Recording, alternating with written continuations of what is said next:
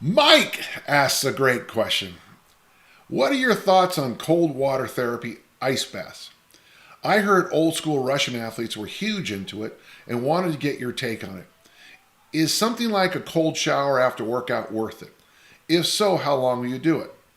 Um, it's funny, Mike. I'm gonna read all of Mike's question and then come back and talk. Also, if you're familiar with Wim Hof, do you think that his method, breath work, and cold water exposure? Well, if you read some of the Wim Hof books, you'll notice that there's blurbs on the cover with my name on it. Yeah, I'm very familiar with his work. Um, I first heard about I first heard about the cold water to improve performance with a very important true story about a guy named James Bond in a book called Casino Royale. And my whole life, in fact, the term has come back again. It's called the James Bond shower. It's when you put on cold water as long as you can. And what happened with me is I started talking like Sean Connery after doing the ice baths. Okay, that's an attempt at humor. I'm a big fan. I have been pushing ice baths. My wife and I have owned outdoor showers probably, well, we moved into Bristol and we were pregnant with Lindsay when we did. So we've had an outdoor shower for 27, 28 years. I think, now obviously here in Utah, and anybody who's ever spent time at my house in the winter knows you're not going to be able to get an ice shower here in Utah in the winter because everything will freeze up and it won't work and it'll break your pipes. But once the summer comes around, it's kind of one of the funner things I do. In fact, my grandkids are watching a show right now, and one of my favorite things in the summer is how often they run in and out of the cold showers. They'll be doing all kinds of things, and then they do this little game where Danny will say, Joe, I have a surprise for you. And everybody knows what he's about to do. She walks over and he flashes the cold water on her. Is there magical benefits? Well, here's what the research is saying right now, Mike. And by the way, everything I'm about to say could be voodoo and it could be wrong, but I think there's truth to it. So I have a sauna in my house. And saunas make your body do something, I think it's called the heat reactive proteins, and that's good for you. And I guess saunas are also good for this thing called autophagy, which your body begins to take amino acids from older dying cells and reboots them and all that kind of thing and rebuilds healthier cells. I just destroyed any evidence that I ever took a biology class.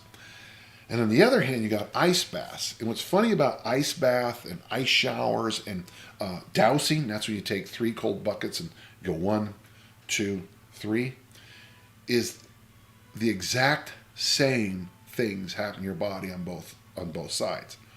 And really, instead of talking about Wim Hof, we should talk about like Nassim Taleb here with the black swan and the check mark concept. It seems to me that the body likes some level of extreme. So for me, it's not unusual, and I did this yesterday for quite a while. I'll get my sauna up to about 200. I'll sit in there as long as I can, and then take an ice shower and go back and forth. I first heard about this from the Bulgarians, Olympic lifters, probably 73, 74. It's in the linear approach to the discus throw that came out in 75. So I'm pretty sure this information was around for a while. And it was called contrast showers. Now, having said all that, if you think you're going to get yourself down to 3% body fat by freezing, I think you're misguided. And I think if you think that you're going to get rid of every disease known to humanity by either saunas or ice bathing, I think we have to have another discussion. But is there value to this? Oh yeah, I think great value. There's a place here in town called Salt Lake Cryotherapy, and you can go into this room for up to 3 minutes where you could freeze to the ground if you don't have your gloves and booties on.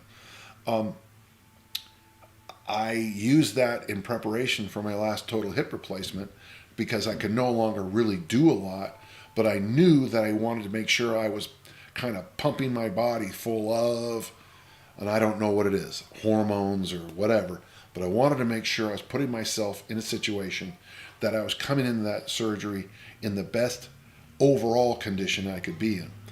For those of us who suffer from the effects of concussions, and I don't know how much time I talk about my concussion issues, but of course I played high school football. I got a few there, but I also took a discus in the head in college, and right here, and it should have killed me. In fact, sometimes I think it did kill me, and this is just this great last moment of thinking, but thank you for being part of it. And it was a massive concussion. 6 months. I have no memories of about a 6-month period. So sometimes when winter goes on too long, I start to get those dark moments of the soul. And what I have found is that cryotherapy, both in the booth, the showers, and really an occasional ice bath, I'm not a big fan of them, has done wonders to help me up here. And that's why I'm a big believer that if you do cryotherapy, go to the ones that just don't go up to the neck, but get the whole head in too.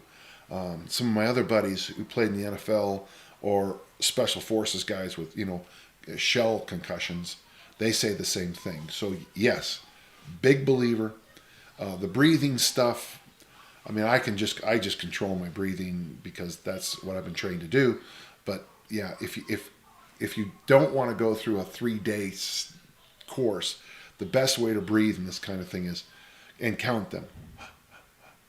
4 in, 4 out. 4 in, 4 out. And what you'll find there is that, it just happened right there. You calm right down and you get control of the human part of your brain again. Hey, great question, Mike. Thank you.